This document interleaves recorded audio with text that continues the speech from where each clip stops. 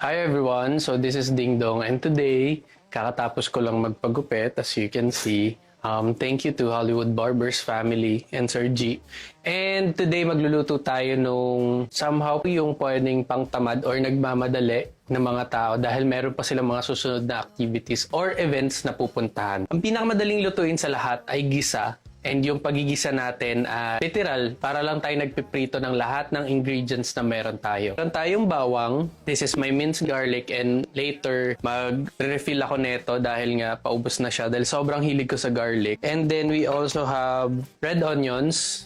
So yung red onions natin to add spice and at the same time, mas mabango yung lulutuin natin. And then we have kamatis, good source of lycopene. Lycopene!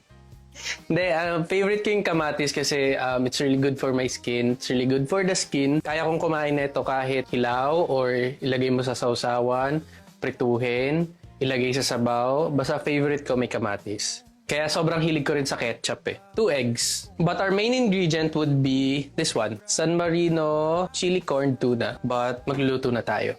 So tara, samahan nyo akong magluto.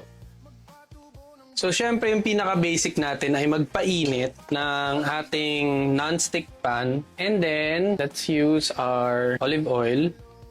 Enough lang. Makikita nyo naman, nasunog ko na yung naiwan ko kasi siya kagabi. So, habang pinapainit natin yung mantika, pwede nating i-low down muna yung ating pag-iinit kasi hindi naman natin kailangan ng super high heat right away. So, meron ako ditong sibuyas na mince and at the same time may mga buo para iba-iba yung texture. Wala lang, ako lang yun. Pwede nyo namang ibahin yan, depende sa trip ninyo. May mga times kasi na inuuna ko yung sibuyas, may mga times naman inuuna ko naman yung bawang. Depende din kung ano yung mas prefer nyo. But some na nagluluto, nakikita ko mas una talaga nilang nilalagay yung sibuyas dahil mabilis maluto yung bawang. Pero tayo, mga Pilipino, sanay tayo dun sa mas nauna tayong makasanayan na bawang yung una nating ginigisa. Our garlic. Okay, so since luto na, pwede na tayo maglagay ng kamatis natin. So pwede na tayo magdagdag ng ating egg. Siyempre, don't forget yung ating Maggi Magic Sarap. Little. And then we have our San Marino corn tuna and its chili flavor.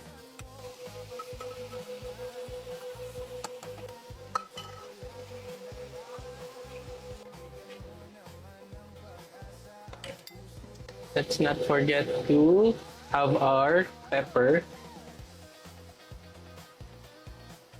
Siyempre, kung gusto nyo naman maging mas healthy pa yung niluluto natin, pwede kayo magdagdag ng mga gulay like repolyo or kung gusto nyo magdagdag kayo ng talong, di ba? Pwede kayo magdagdag ng upo or lahat ng mga gulay sa bahay kubo kung gusto nyo idagdag nyo dito.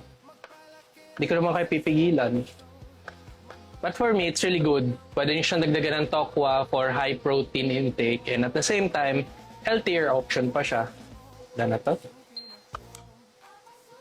And syempre ako, perfect na perfect to para sa aking brown rice para naman meron akong energy for the whole day.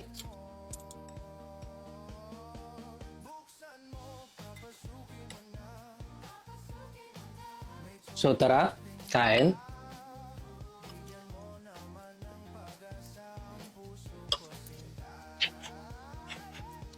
Ang ingat.